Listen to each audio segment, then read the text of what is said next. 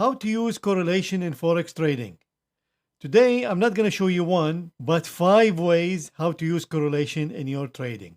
This is not your average useless information on YouTube. No, this is jam-packed, full of valuable information. So make sure to stay till the end to get the full value out of this video.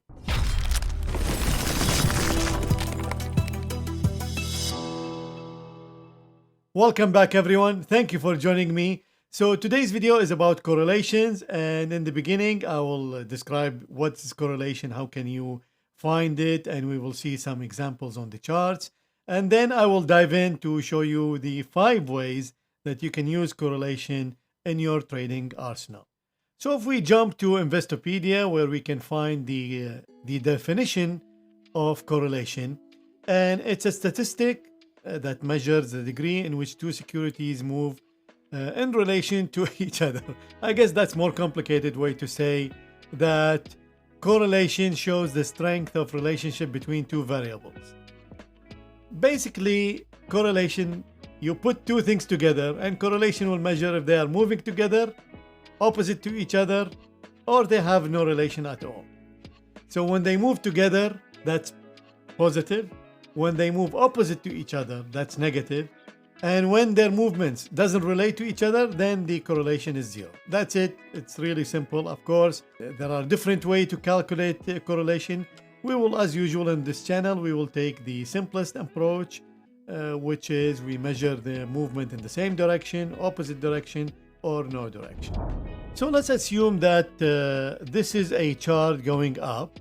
And if we have another instrument, let's say this is the SPY, and let's say we have another instrument, let's say the Aussie dollar, so AUD, USD, and if the AUD dollar is doing something like this, well, that means that the correlation between these two now is approximately 1, because correlation goes from +1 to 0, no correlation, and to -1, which is negatively correlated. So when they move, the price of two instruments move together, that's positive correlation.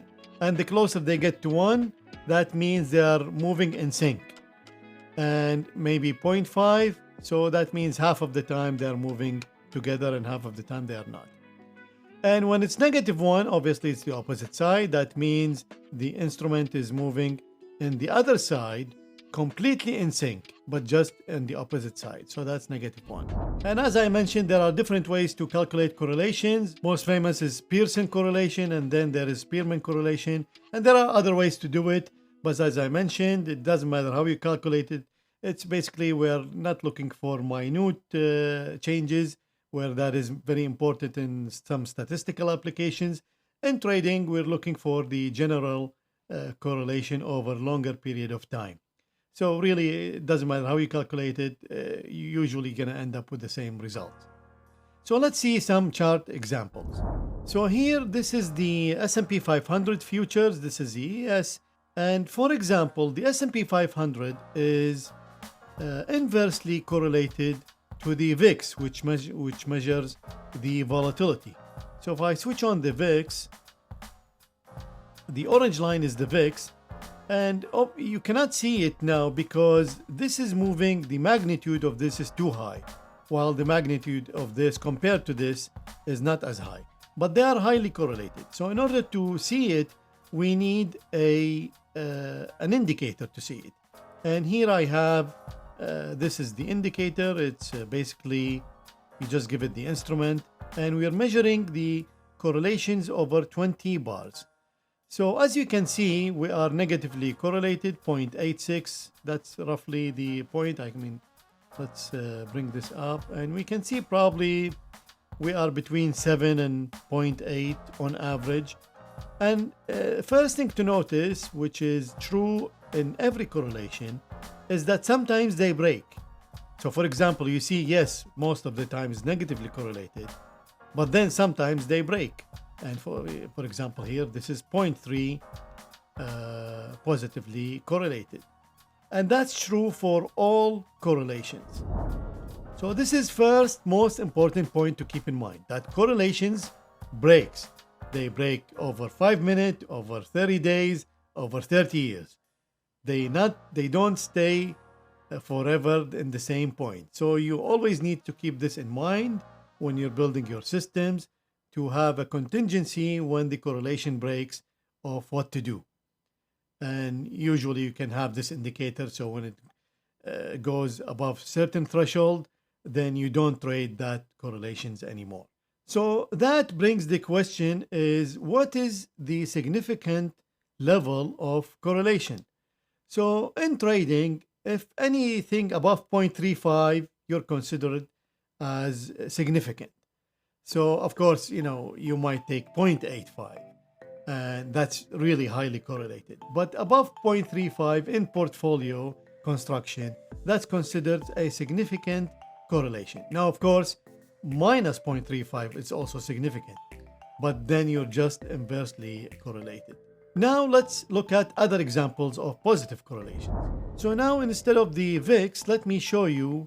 So this is now the currency, Australian dollar, USD dollar. And you might think that this is futures, this is Forex, but they work the same way. And you can see what I mean here, that the correlation, again, it's really high. It's above 0.8 on average, but with some breaks along the way.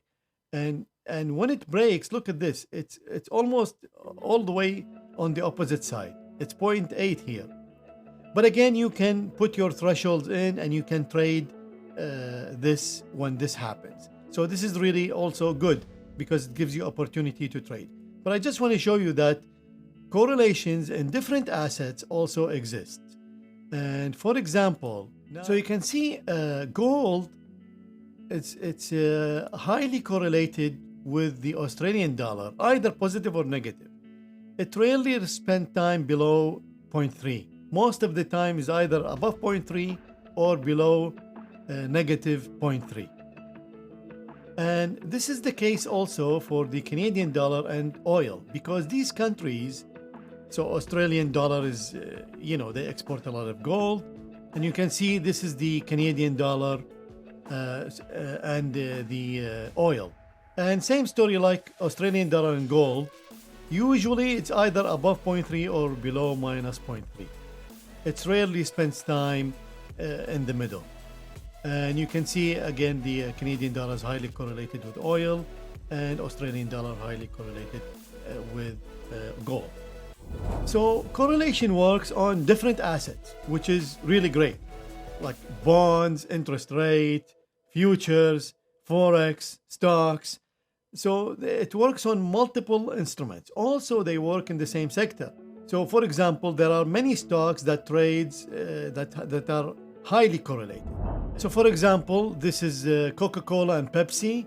And as you can see, they are again, most of the time, highly correlated. So look at this, the average is almost above 85. And sometimes, of course, it breaks, but most of the time they are highly correlated. So a lot of stocks in the same sector usually are highly correlated.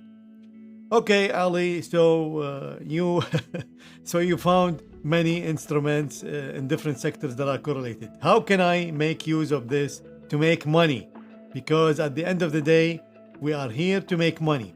And by the way, this is a great segue as usual. If you are new to this channel, we are here to make money, build strategies, combine them in portfolio, grow your wealth. That's what all this channel is about. There is no nonsense information on this channel.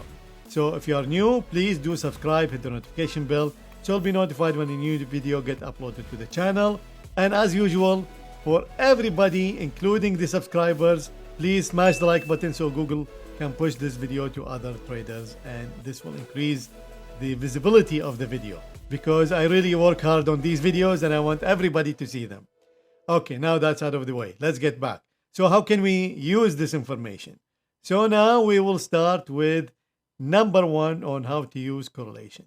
So first way to use correlation is to leverage the signal from one instrument to trade another. Now, why would you do that? Say you have a small account. Say you're trading with $2,000, $4,000, or even $10,000.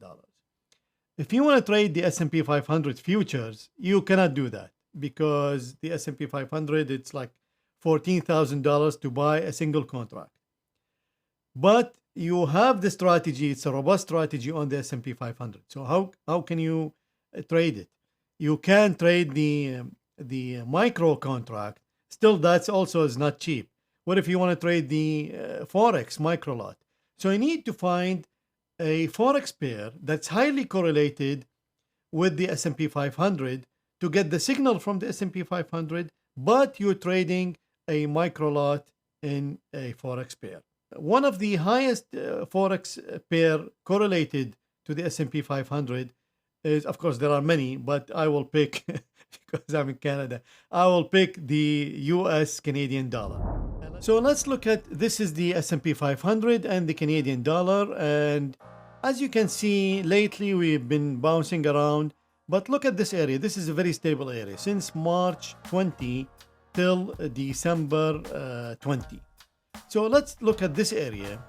Now if I go to, this is StrategyQuant X, and I just built a simple strategy. This is trading the S&P 500 from March till end of the year.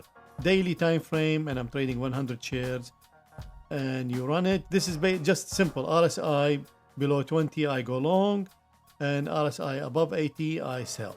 And that's it. These are the trades. And so what if I have this system? It's a robust system. And now I want to trade, like we mentioned, the Canadian dollar. So now if I switch this to the Canadian dollar, which is, this is D6. D6 is Canadian dollar on StrategyQuant futures data. And if I run it, and you can see it's not exactly the same, but it is correlated. Here we have a little bit more trades, but again, it's correlated, producing profits. And of course, these are 1,000 because this is 100 lots. So that's why. So don't go trade the system because it's making $1 million. The second way to use correlation in your trading is to reduce your risk. So say you're trading highly correlated currency. And let me show you how you find out those highly correlated currencies. So this is a tool on my FX book. And you can see that the correlation, this is plotted over 1 month. This is the maximum. And remember here we used 20 days. So in futures, that's again almost 1 month. So with 1 month, you can filter here. So I filter here 80%. So you can see, for example, Euro JPY is highly correlated with Australian JPY. Of course, the same currency will always be highly correlated. But I found another tool which is shows you this matrix, which I love it. It's because it's really clean. Here I put the USD Canadian again, but unfortunately here you can only do daily as the maximum. But I want just to show you the concept. So this is the daily correlation using USD Canadian as the anchor, or the pivot in this case. And then these are the other currencies, okay? So you can see, for example, Euro JPY is highly correlated with Australian USD and Australian JPY, Euro USD, British Pound USD, Canadian Dollar JPY, New Zealand JPY, New Zealand USD. So up to all the way up to here. So we have 1, 2, 3, 4, 5, 6, 7, 8, 9, 10 currencies highly correlated. Okay. So what can we do with this information? So now that we have highly correlated, 90 and above correlated currencies, or even above 80 correlated, what you can do is you can build the same strategy on all of them, of course, because it will be highly correlated. And then instead of doing one lot on one pair, you trade 5 currencies with 0.2 lots. So now you have 0.2 lot in every pair, but now you have 5 pairs. So together they produce 1 lot. So as a total risk, if all of them lose, you're still losing the same, like the same one strategy using 1 lot. And if you win, again, it's the same thing. It's just now you will have some things in between. So maybe three pairs make a win and two of them make a loss, or maybe four of them make a win and one loss, or maybe four losses and one win. So you will have a spread of this. Before you had a binary option, either one pair you either lose or win, but now you have a spread, like you distribute your winning and losses over 5 pairs. So that's of course reduce your risk, and of course it's going to affect your winning also. But really it's a great way to diversify your bets. So you're using same strategy, but now your bet, you're diversifying over 5 pairs, and you will get a more even distribution, especially if you're trading a volatile pair. Then that's a much better way to trade through this correlation. Okay, and now we get to the third way to trade correlation, and you do that by doing an ensemble. So same way I showed you earlier, where you see the matrix and you know that, for example, these 5 assets, these 5 pairs, whatever they are highly correlated. So now, instead of taking 5 trades on each pair, so remember, before we distribute our risk on 5 pairs, so we do 0.2 lot on 5 pairs. Now, we put the strategy on 5 pairs, but we will only take the signal if 4 of them are true. So say, for example, you build the strategy that goes long when the RSI below 10. So now you put this strategy on 5 correlated pairs or assets, regardless. You're just looking for highly correlated assets. And if 4 of them, the signal is true, then you take the signal on major one. Okay? Let's say you're trading the Euro JPY. But then you take the 4 assets highly correlated with Euro JPY. And now if 4 or more signals happen on these pairs, then you trade the Euro JPY with 1 lot.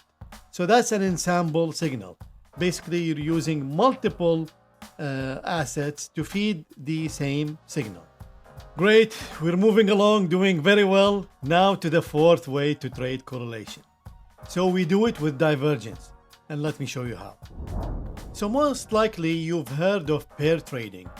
Now pair trading, you basically trade a pair of assets that are either positively correlated or negatively correlated. And you're looking, one of the ways to trade the pair is you're looking for divergence. So for example, this is Coca-Cola and this is Pepsi. And we know that they are highly correlated, but sometimes it breaks. So when it breaks down, that's a divergence. So let's look at the pair here. So at this point in time, we have a divergence that went below 0.5. And the blue line, which is Coca-Cola, is going up. And the orange line, which is Pepsi, is going down. So what you do at this point is you take the opposite of both trades, because you're looking for the divergence to end and go back to the usual correlation. So in this case, our trade will be, we will short Coca-Cola and we will long Pepsi. Hopefully that this percentage here that you lock down is less than this percentage, which, for example, it happened here. Okay, so you take the trade here, you wait for the divergence to end, to come back to the level of correlation, and you can find the sweet spot where to take that profit target. Great, you made it. This is the 5th and final way to trade correlation. The most important one, I think, is to have correlations while you build your portfolio. Because I'm a strong believer in trading a portfolio and not a single strategy. And even when you trade an ensemble, all the previous methods that I told you about trading correlation, that's usually a one strategy. But you need to trade a portfolio. And when you build a portfolio, then correlation becomes really an important part of building that portfolio. Now, why is that? Because if you trade several strategies on different instruments, regardless of how you build it, if those strategies when you combine them in a portfolio, are highly correlated. What that means is like now you're like having a double position in a single strategy. So if two strategies are highly correlated, that means now you have two positions on the same strategy. It's basically the same, although even if the correlation is above 0.5 only, that's still considered highly correlated. So this is StrategyQuant. I just built random strategies here, and we have 34 strategies. I'm gonna combine them all in a portfolio, and we're just merging the results of the trades. So now that we have the portfolio, you see here we have a portfolio correlation, and we can compute the correlation on our day, week, and month. So let's compute it on daily and on profit and loss. So now you see we have this correlation. Green means that that's good, and the darker green means it's correlated, and of course red will be highly correlated, like this one, see, 0.62. Also, you can do the correlation on the number of open trades. So this will calculate not on net profit, but if you have an open position. So for example, strategy 0.71 is highly correlated with strategy 0.91 in terms of open position. That means most of the time on monthly basis, they have open position together. And we will see the change on daily time frame. And you can see on daily time frame, of course, it changed, it went down, but not all the way down. So the matrix shows you the high correlation of overall the portfolio, and then you need to pluck out the highly correlated strategies because you don't want them, because basically they are one of the same, even though they are different logic, different instrument, different everything, but they are highly correlated in terms of profit and loss or in terms of open positions. So that's how you use it mainly in the portfolio, and that's really the most, for me at least, is the most important one. So as usual, I hope the video was jam-packed, full of value, that you can get some information out of it and you can use it in your practice in your daily trading. As usual, if you have any questions, please do comment below or send me an email or join the Discord through the Patreon link down below. And don't forget to smash the like button, subscribe to the channel, hit the notification bell. And as always, good luck with your trading, good luck with your investing, stay safe, and I'll see you soon.